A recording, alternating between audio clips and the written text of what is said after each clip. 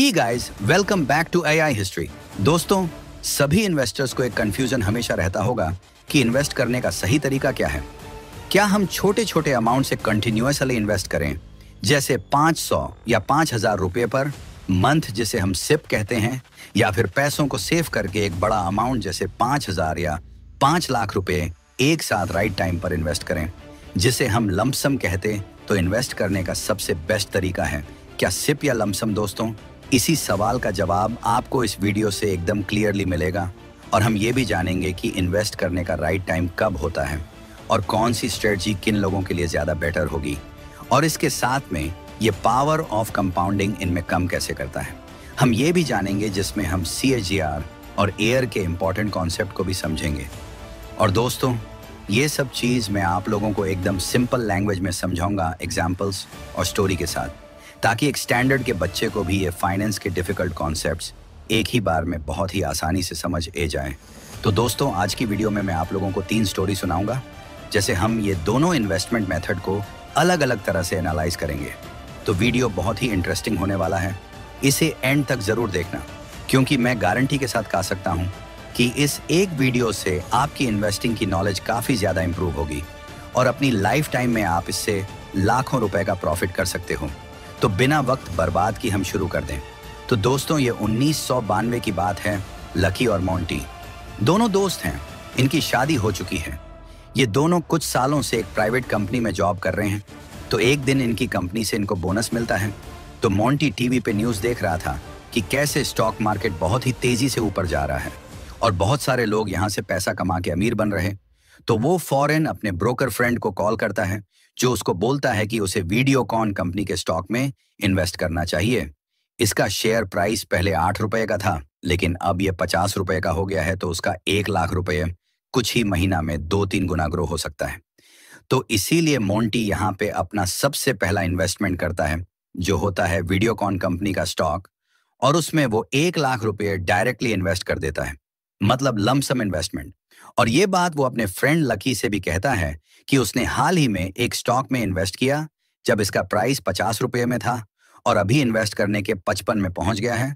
लेकिन लकी को इसमें थोड़ी सी गड़बड़ लगती है और इसीलिए वो कुछ इन्वेस्टमेंट की बुक सीड करता है, जिसको समझकर वो ये डिसाइड करता है कि वो एक म्यूचुअल फंड में सिप करेगा।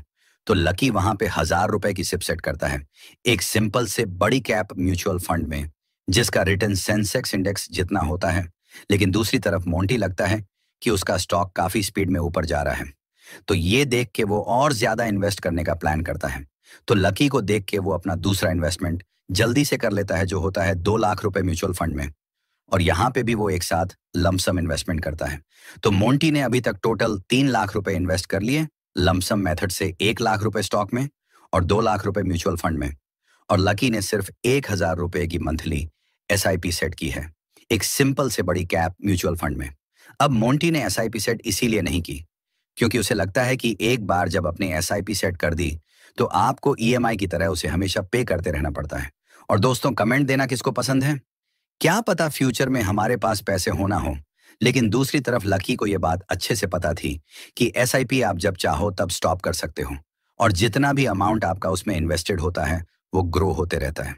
अब दोस्तों, हम फास्ट फॉरवर्ड करते हैं और 2017 में आते, जब ये दोनों रिटायर होते, तो मोंटी ने जिस स्टॉक में सबसे पहला इन्वेस्टमेंट किया होता है, तो वो अब एक पेन स्टॉक बन चुका है, क्योंकि उसे टाइम पे 1992 में हर्षद मेहता के स्कैम के टाइम पे वो एक हॉट स्टॉक बन चुका था। तो शॉर्ट टर्म में उससे लोगों को थोड़ा बहुत प्रॉफिट मिल रहा था। तो ये रिटर्न्स कमाने में 25 साल लगे, 1992 से 27 तक। तो इसीलिए उसका कंपाउंड डिपेंड सिर्फ 8% का होता है, जैसा कि हम इस कंप्यूटर में देख सकते हैं।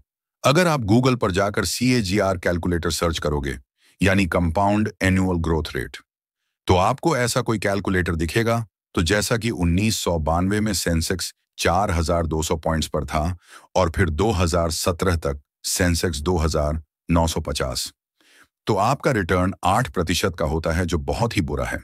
लेकिन दूसरी तरफ लकी ने जो 1000 रुपए की SIP सेट की थी, तो उसकी वजह से वो 25 सालों में टोटल 3 लाख रुपए अपनी तरफ से इन्वेस्ट कर लेता है और वो 3 लाख रुपए का छोटा सा इन्वेस्टमेंट 30 लाख में ग्रो हो जाता है, जो होता है 15% का रिटर्न।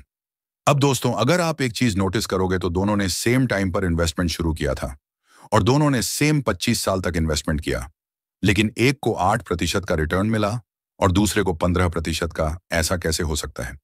तो अगर आप लोगों